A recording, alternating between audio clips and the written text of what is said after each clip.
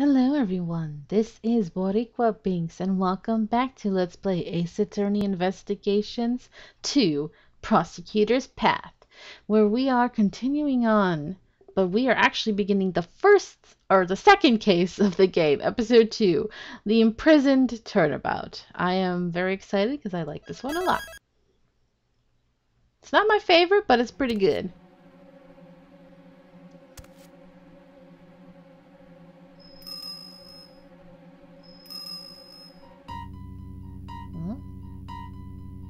Dark shadow. Spooky. Uh-oh, somebody spilled ketchup. Oh, that looks familiar.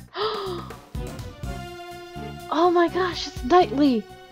Holy crap, I thought you would be the big bad. I honestly thought you would be the big bad of the game, man. Kinda surprised. Oh. Was that Morse code with the flickering? Dot dot dash. Oh, doggy!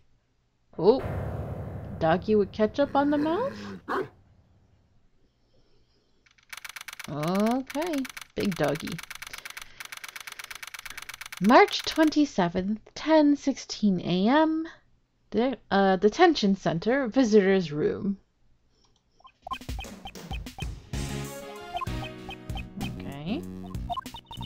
He's not coming. He's not coming, sir. How long does he intend to keep us waiting? Now, Mr. Edgeworth, there's no need to get your cravat in a twist. Ethan Rook's murder. 2 days after the incident, we visited the detention center. Naturally, we were hoping to meet with the defendant, Horace Knightley. His trial was set to begin the next day, with me serving as the prosecutor. Still, he is rather late. You there, do you know what's going on? It's certainly strange. I'll try calling him one more time. It's terrible! It's Knightley! He's been murdered! What? What did you say? Murdered? Inside the detention center? Uh-oh. Mr. Edgeworth, let's go check it out. You there, take us to the crime scene post-haste. Yes, sir! I always make the guards sound really, really weird and pathetic. Like Larry. Knightley's not in his cell. I thought he was being held there. What are you doing, sir? This way! Where are you taking us, pal? Through this door is the... Ah, it's the prison. Prison? Then what were the small rooms back there? Those cells we just passed are part of the detention center. They're used for holding suspects temporarily while they await their trial. I don't think it's normal to have the detention center and the prison right connected like that. Kind of weird, but oh well. What lies ahead is a facility that serves a completely different purpose. This is where criminals who have been declared guilty serve out their sentence, pal. It's the one place a great thief does not want to end up, Kay. I'm opening the door now. Please follow me. Kind of in a hurry. Oh, all these prisoners. Okay. Well, there's no mistaking it. Knightley's dead. I guess we won't get to have our tete-a-tete. Moreover, he was murdered inside the prison walls? How exactly did this happen? Alright, March 27th, 10:32 a.m. Prison, Workroom A. I can't believe something like this would happen to Mr. Knightley. Yes, I can't believe it either. But the scene you see before you is the unmistakable reality. I mean, he's a jerk, so I don't really care that he's dead, but at the same time, justice was not served. Besides, wasn't Mr. Knightley supposed to be in the detention center? Indeed, he was. Knightley hadn't had his trial yet. Before a suspect is found guilty, they're detained in the detention center's holding cells. They only enter the prison after they have received a guilty verdict. Knightley should not have been moved in here. Do you think he passed through those giant doors that we went through earlier, sir? Okay. Huge metal doors and a long passageway separate the prison and the detention center. As a suspect, Knightley wouldn't have been able to pass through. Okay. What happened to Knightley? In order to solve this mystery, we must first investigate the crime scene. Okay. Well, let's whee! It's been a while since we got to walk around. Just pushing K. Move, K. Yeah, just pushing her. What's up, Gumshoe? How you doing? Yes, sir! Alright, let's talk a bit.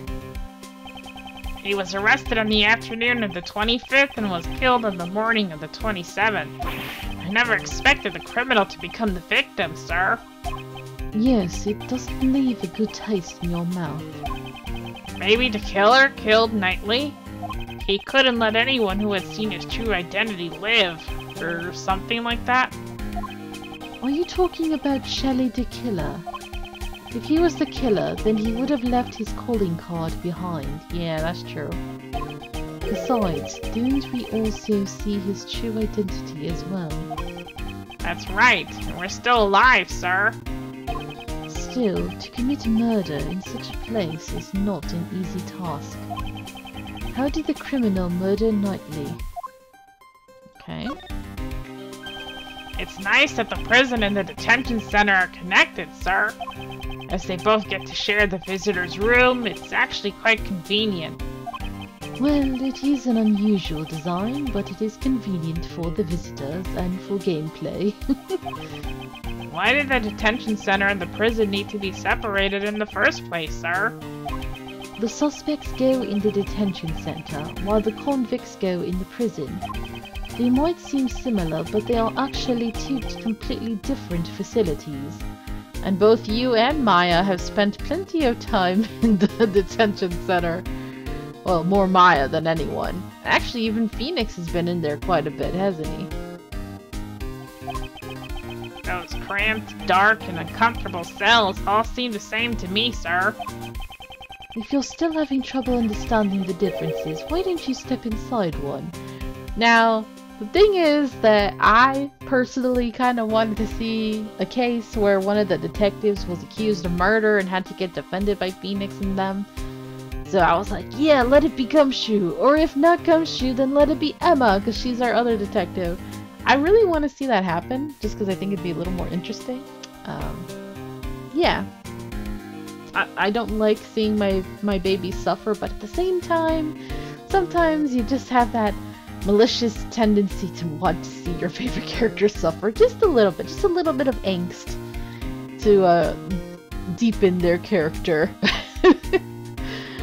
Gumshoe's so great. I mean, he has it hard as it is, with him practically starving all the time. I think I'll pass, sir. Thanks, please. Stop wishing torture on me. Sorry, Gumshoe, I love you. Alright, let's examine this area. Oh, Gumshoe down. This section of the room is covered in dirt. Oh, you're gonna get your knee dirty. The dirt is soft and has footprints on it, sir. There are too many footprints. It won't be easy to identify them all. Until the forensics arrive, we probably shouldn't tamper with this area. Detective, please don't trip and fall in the dirt. I'll be careful, sir. I don't want to get my favorite coat dirty. I'm more worried that you'll mess up the footprints. Isn't your coat already dirty anyway? I think they kind of said that already before, because his coat used to be brighter colored. I don't know. Maybe it's not dirty, but it got stained over time? I don't know.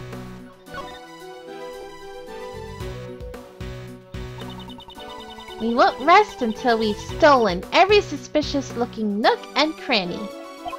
Indeed. This is quite a large area to investigate. You didn't correct her? She said stolen, not examined.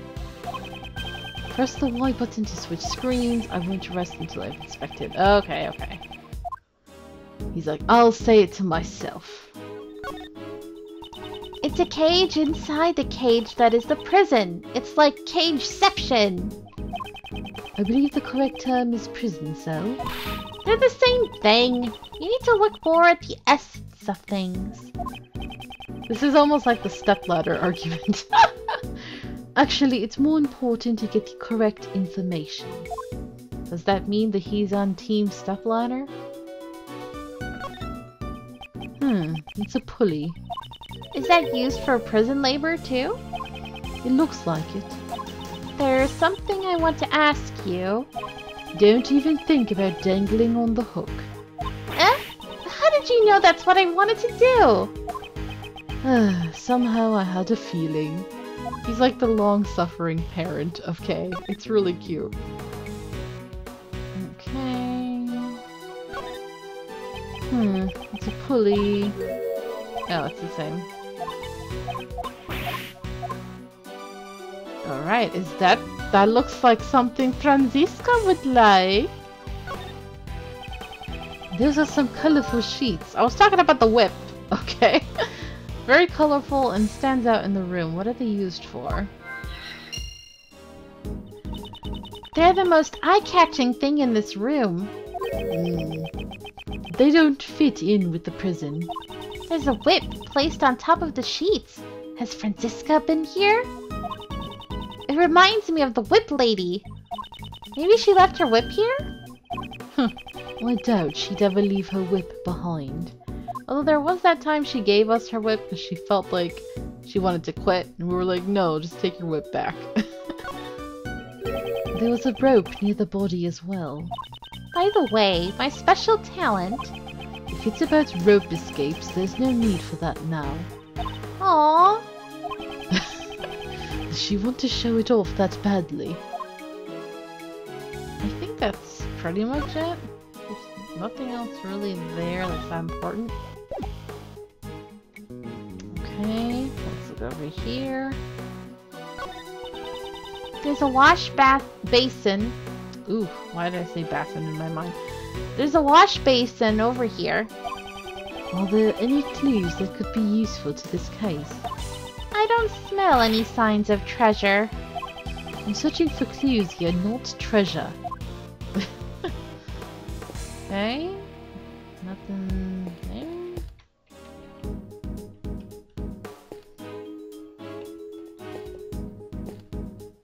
Okay. There are a bunch of strange tools here. We don't see anything out of place. I'm kind of picking up the scent of animals. Do you have special smelling abilities or something? No, it's just a feeling, but I can smell the scent of treasure. Remind me to lock up all of my valuables in a safe. Oh, come on, Mr. Edgeworth. I wouldn't steal your valuables. So you would steal someone else's valuables? I think the answer there is yes.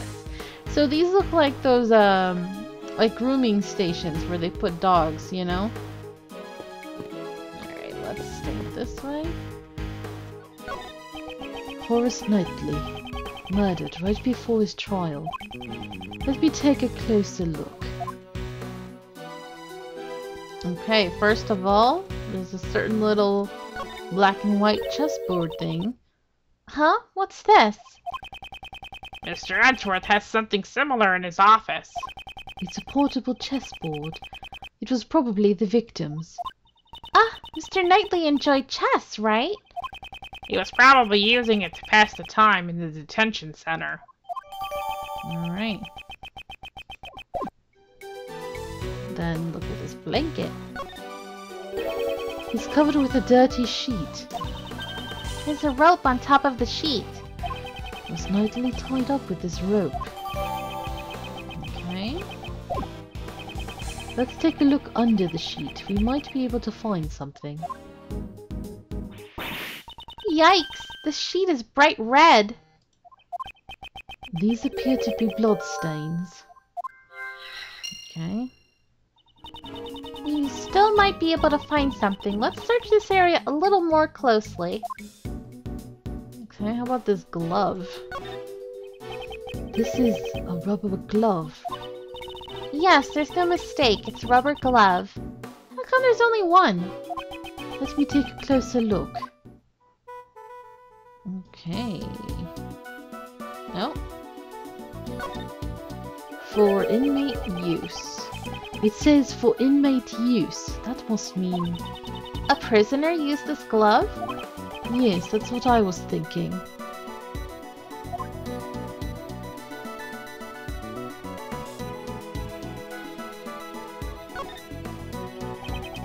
The fingers of the glove are covered in blood.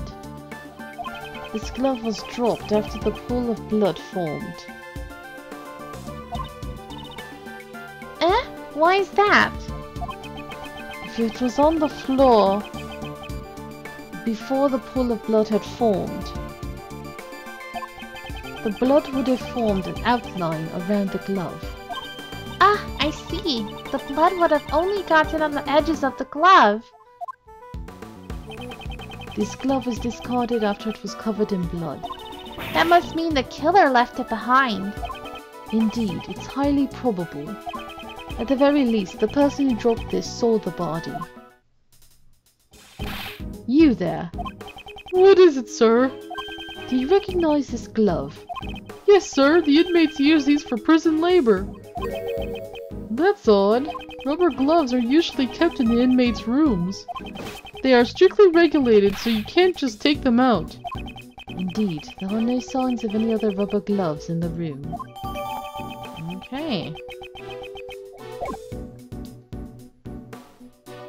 Okay, so then let's now look at his body. Ugh, the blood from his neck has stained his brace bright red. The cause of death was most likely from his neck wound. He probably died instantly. He couldn't even cry out in pain. Huh? There are small bumps on his head. Are these bruises? Maybe after he was stabbed in the neck, he fell back and hit his head? I wonder. At this point in time, there are too many unknowns. Kay, do you have your digital camera with you? I'd like the detective to take a photo of the body. Would you let him borrow it? Sure thing. Here, Gummy. Thanks, pal. Alright, I'm taking the picture, sir. Still, he's wearing some awfully dirty clothes. There appears to be dirt stains in several places. Okay. He's wearing those clothes even though they're dirty. He's just like me, sir. Detective, I hope you realize that not everyone shares your lack of hygiene. Didn't you just earlier talk about not wanting to get your coat dirty?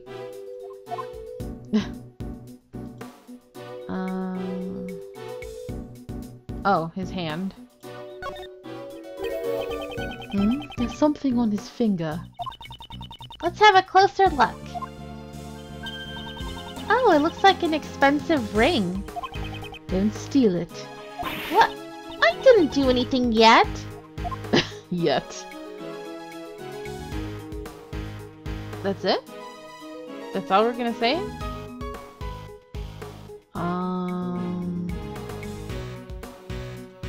The neck again? No? Okay. I guess we're just gonna do logic. It's not letting me fast forward for some reason. Okay, I don't really see anything else there. So let's do some logic. The bloody sheet with the stack sheets. And whoosh! The sheets stacked here have a very distinctive pattern. It's the same as the bloodstained sheet. That's right. Kay, don't steal my lines like that. Mr. Edgeworth, you shouldn't get caught off guard like that. I'll never lose my edge as the great thief. We thought she was on hiatus. Alright. Is that it? Well, we've collected quite a bit of evidence. With the three of us here, it's a piece of cake. Right, Gummy? That's right, pal. We're the invincible trio. It's too early to start celebrating. There's still something we haven't found yet. What haven't we found yet, sir? He's gonna say the murder weapon, right? What is missing from this crime scene? Yep. The murder weapon that took the victim's life has not been found yet. Now that you mention it, you're absolutely right, sir. Detective, get your act together. Isn't that the most basic of the basics? I'm sorry, sir. Don't worry about it, Gummy. I didn't notice it either. It's not much of a consolation. I thought I was teaching you well, Kay. I'm disappointed. In this prison, dangerous objects that could be used as weapons are strictly regulated. It'd be quite dangerous if the inmates got their hands on them. Obtaining a murder weapon and carrying it around is not an easy task. I see. You have a point. What was the murder weapon? And where did it go? That could be the key to solving this case. Okay. Who's this? I think I know, but I'm not 100% sure. I don't remember.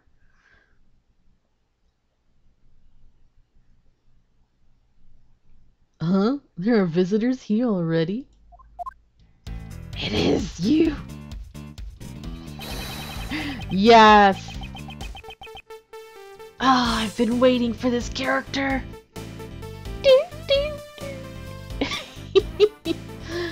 Oh, I love this character, but I can't do the voice. Oh, I don't have the right voice for this. I'm so sad. Sometimes I wish I was a man. No, I take it back. I just wish I could do a manly voice sometimes. Alright. I love the theme song too. It's so cool. You just want to groove, you know? You just want to dance. Sorry to barge in like this. Is this the crime scene?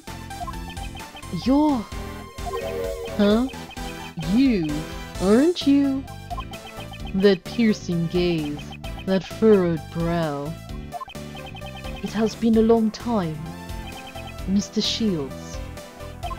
Yes, yes, that frilly thing around your neck and that stiff greeting. There's no doubt about it.